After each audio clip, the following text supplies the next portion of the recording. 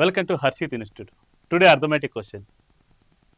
4 అనేది ఏ యొక్క మూలధనం, 6 అనేది బి యొక్క మూలధనం, 10 అనేది సి యొక్క మూలధనం. అయినా 4650 లాభంలో సి వాటా ఎంత అని అడుగుతున్నారు.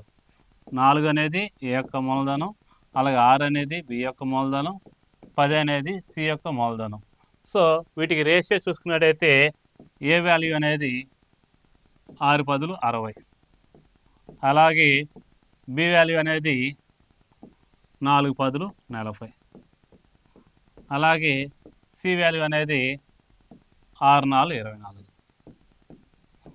సో 4తో క్రాస్ మల్టిప్లై చేసినట్టయితే 15 4 60, 4 10 40, 4 6 64. సో ఈ మొత్తం కూడా 31 యూనిట్లు.